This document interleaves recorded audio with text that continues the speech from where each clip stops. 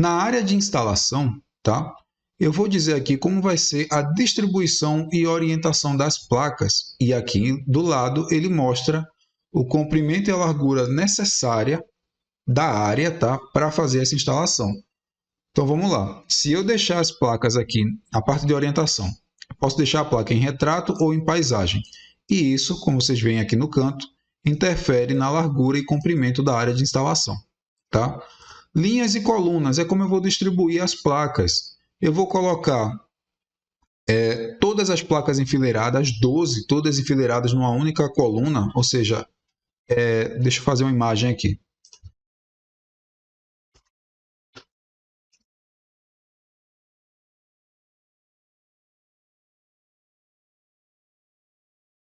Pronto, o que eu estou dizendo lá, do jeito que está aqui, tá? 12 linhas em uma coluna. Significa que eu estou colocando as placas, as 12 placas, uma abaixo da outra, formando uma única coluna. E ficariam 12 linhas. As linhas nesse sentido.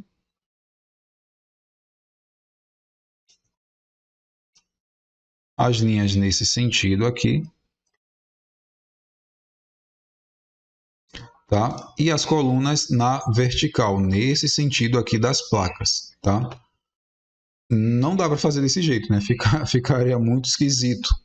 Então vamos começar a distribuir isso aqui, diminuir um pouco mais. Eu vou colocar 2 linhas e 6 colunas, acho que faz muito mais sentido, tá? 2 linhas e 6 colunas. Então, na prática, eu estou fazendo o seguinte: deixa eu apagar essas linhas aqui, tá? Eu estou distribuindo as placas nesse sentido.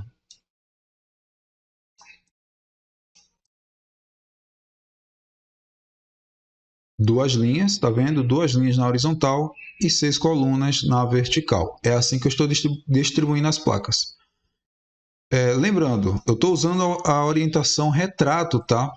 Se eu mudar para paisagem, significa que eu deitei as placas. Ou seja, ao invés das placas estarem assim, elas estariam assim. Deixa eu mudar aqui novamente, só um minutinho, tá?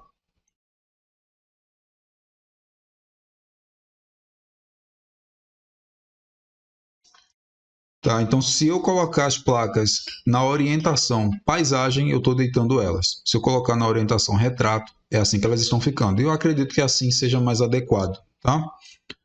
Claro que isso vai depender da situação. Então eu estou assumindo que nessa situação desse projeto, essa distribuição de placas seja o mais adequado, tá? Então vamos lá, vamos seguir. Eu já determinei aqui a minha área de instalação necessária. Vou clicar em avançar. E aqui, nessa área Lei 14.300, eu vou escolher qual é o ano de instalação desse sistema, porque isso vai impactar diretamente na taxação do fio B, tá? O fio B ele vai ser taxado gradativamente. Então, o ano em que o sistema vai ser instalado é de fundamental importância para o cálculo e determinação dos valores das faturas. Vamos clicar aqui que ele vai ser instalado esse ano mesmo, 2023, tá? Nesse campo, simultaneidade, isso aqui é muito importante mesmo. Deixa eu dar uma pausa bem rápida aqui no vídeo, tá? Para explicar o que é simultaneidade. Eu até já tinha explicado isso durante aqui o vídeo, durante a usabilidade da planilha, mas eu vi que a explicação não ficou muito boa, tá? Durante a edição eu vi que a explicação ficou até confusa, na verdade. Então resolvi fazer essa pausazinha aqui bem rápida, tá? Para explicar o que é simultaneidade. Então vamos lá, simultaneidade é o percentual de energia que a gente consome no exato momento em que ela é gerada. Imagina o seguinte, o seu sistema lá de geração está gerando energia durante o dia, mas durante o dia na sua rede, lá na rede do seu cliente, ele tem alguns equipamentos que estão consumindo. Então a energia que o sistema está gerando está sendo consumido imediatamente por alguns equipamentos que ele tenha ligado lá no momento. Vamos imaginar a seguinte situação, tá? Vamos exemplificar a simultaneidade. Imagina nesse caso aqui, tá? No nosso caso, um comércio, tá? E esse comércio ele funciona durante o dia. Durante o dia é o momento em que o nosso sistema está gerando energia. Então, ele está gerando energia e todos os equipamentos para funcionamento desse comércio também estão ligados, já que o comércio funciona durante o dia, tá? Então, olha que interessante. Esses equipamentos todos ligados, digamos que ar-condicionado, computadores, não sei, micro-ondas, o que seja, tá? Todos esses equipamentos estão consumindo a energia que está sendo gerada no momento, ou seja, não está consumindo a energia da rede. E isso faz toda a diferença para o cálculo da fatura, tá? Porque ele não está puxando da rede, repito, ele está puxando diretamente do nosso sistema de geração. Então, nesse caso, a nossa simultaneidade é alta, porque ele está consumindo exatamente no horário em que a energia está sendo gerada. Ele está consumindo muito daquilo que está sendo gerado. Agora, imagine que o nosso comércio funcione apenas à noite. Durante a noite não se gera energia. Então, ele vai consumir tudo da rede. Todos os equipamentos que estiverem ligados vão ser consumidos da rede. E ele está usando o sistema durante o dia para gerar energia e injetar diretamente na rede. Tá? Entendeu a diferença? A energia que ele está consumindo é a energia da rede, nesse caso, não a energia gerada durante o sistema. Talvez ele ainda consuma se deixar algum equipamento ligado que ele não possa desligar quando o estabelecimento estiver fechado. Por exemplo, tá? Ainda nesse caso de um comércio que funciona à noite. Vamos pensar que esse comércio seja um restaurante, tá? É um restaurante que só funciona à noite, tá? Uma pizzaria. E nessa pizzaria, alguns equipamentos não podem ser desligados durante o dia. Seja ele o freezer, seja ele o computador, alguma coisa administrativa. Esses equipamentos vão funcionar durante o dia. Tá? Mas o pico maior de consumo é à noite, quando o estabelecimento está aberto e está atendendo o pessoal. Então, a simultaneidade dele, ou seja, a energia que ele consome durante o dia, que é a energia que está sendo gerada naquele momento, é baixa, porque ele está usando o mínimo de equipamento possível, só aqueles equipamentos que ele não pode desligar enquanto o estabelecimento está fechado. Já para um comércio que funciona no dia, ou seja, o pico de consumo de energia é maior durante o dia, a simultaneidade é maior, tá? Isso se aplica também para residências, tá?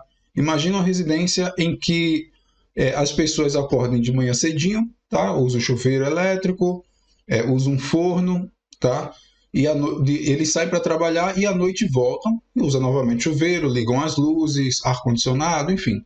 Observou que o pico de uso da rede elétrica é de manhãzinha cedo e de noite, quando eles já estão em casa.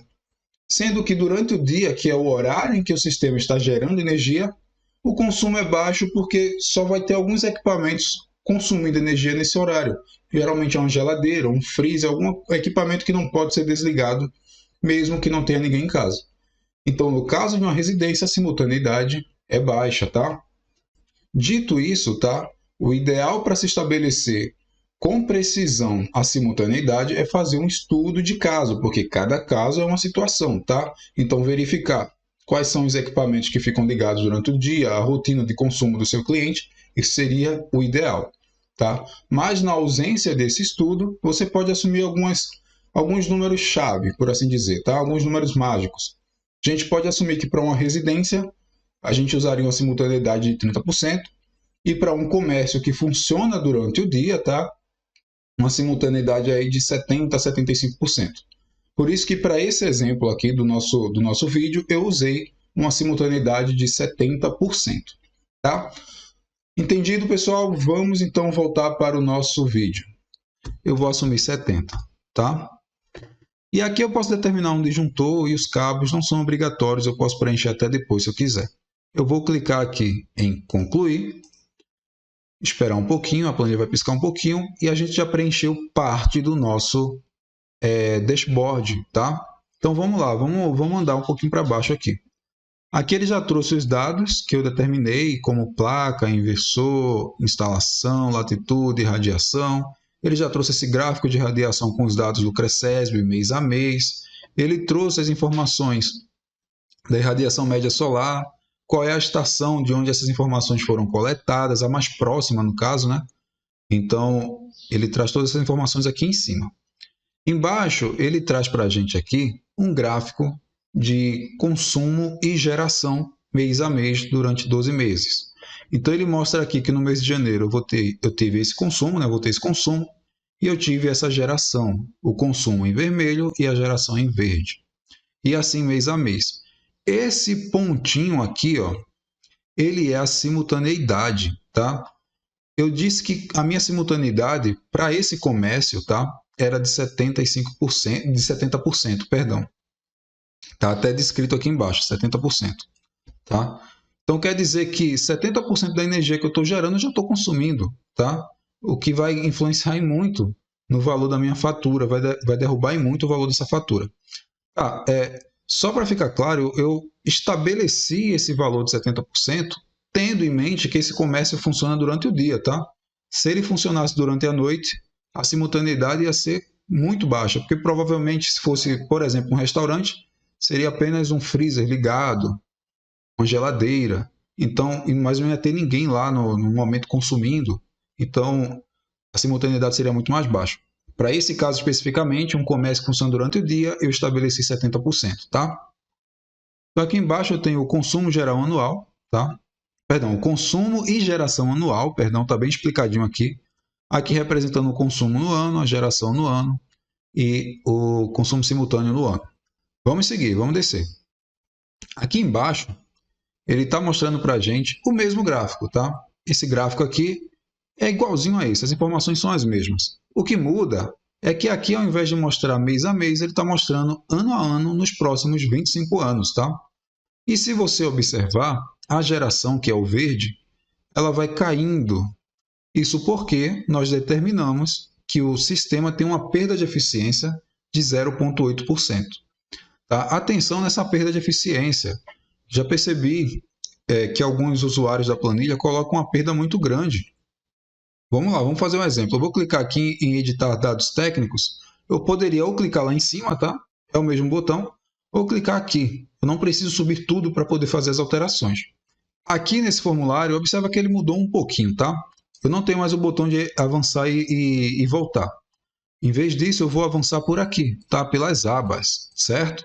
Eu vou vir aqui em método, onde a gente tem a nossa perda de eficiência anual. E eu vou editar isso aqui para botar 10%, tá? 10% de perda por ano. Se eu tentar editar aqui agora, você vai ver que eu não consigo, tá? Eu preciso primeiro clicar nesse botão, editar dados, e aí os meus botões de avançar e voltar voltaram a aparecer, tá? E agora sim eu consigo editar essa informação. Vou colocar aqui 10%. Observe que quando esse botão de avançar e voltar aparecer, eu não consigo mais navegar por esse formulário clicando aqui em cima, tá? Eu preciso de fato clicar no botão avançar. Então vamos lá, eu vou avançar, vou mandar ele selecionar o microinversor novamente, é só clicar em buscar, vou clicar em avançar e vou clicar em concluir.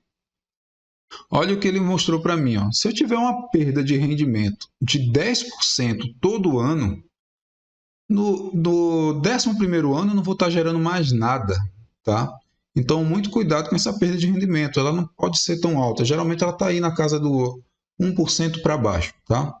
Claro, se você tiver, por exemplo, no seu kit, né, você comprou um kit fotovoltaico, você tem lá nas informações técnicas do kit a perda de rendimento dele, ideal, você pega essa perda e coloca aqui. Se não tiver, coloque na casa do 1% para baixo, tá? Vamos lá, vou editar novamente essa informação, vou lá em método, vou clicar no botão editar dados, perda de eficiência anual 0,8%, abaixo de 1%. Vou clicar em avançar, vou mandar ele buscar o meu inversor novamente, meu microinversor, avançar e concluir. Tá? Então aqui nós temos todo o nosso estudo, como eu havia dito, esse gráfico é igualzinho ao gráfico de cima, só muda que ao invés de mostrar mês a mês, ele mostra ano a ano.